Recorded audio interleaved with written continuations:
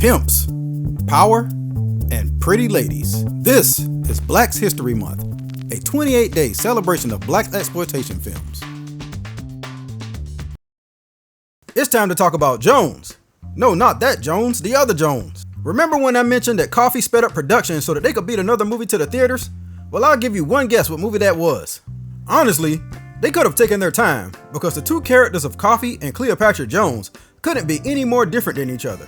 The studio that made Coffee caught wind that Warner Brothers was producing a female Shaft-type movie and lost their minds with panic. In reality, Cleopatra Jones is far from Shaft, or Coffee, or even Trouble Man for that matter. Tamara Dobson stars as Cleopatra Jones, an international woman of mystery who shares more in common with James Bond than Shaft. Cleopatra Jones was written by none other than Max Julian of the Mac fame, and he successfully sold the idea of a female special agent with nearly unlimited resources to Warner Brothers. Where Pam Grier used sex appeal to get close to her enemies in Coffee, Cleopatra Jones doesn't need any of that. Tamara Dobson is dressed head to toe in slick fashion, which she had designed personally for the movie. Plus, she's a legit 6'2", without the heels. So naturally, she intimidates almost everyone in the movie.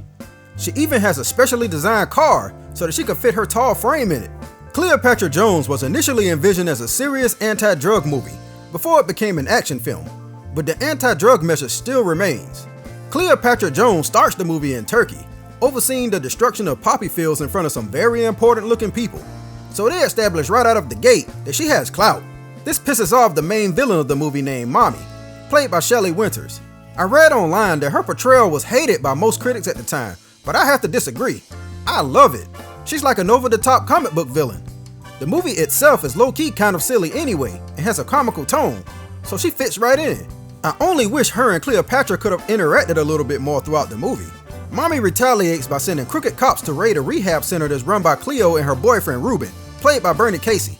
This is all Cleopatra needs to head back home because you see, she's for the people, and she'll be damned if they get shaken down by lowly cops. She gets right to work as soon as she gets off the plane too. Look how she sneaks up on these guys.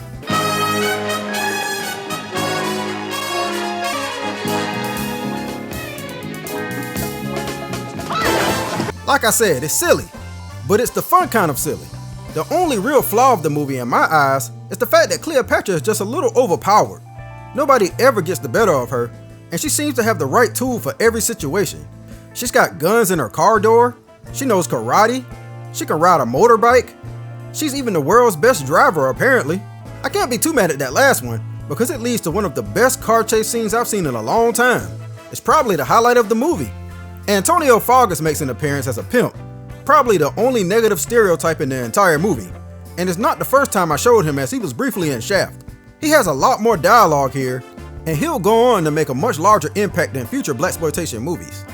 Esther Rolle even makes an appearance as a restaurant owner who runs illegal gambling in the back. Good times. Cleopatra Jones is basically a counterfilm to all the drugs and half-naked women that dominated the black exploitation movies of the 70s.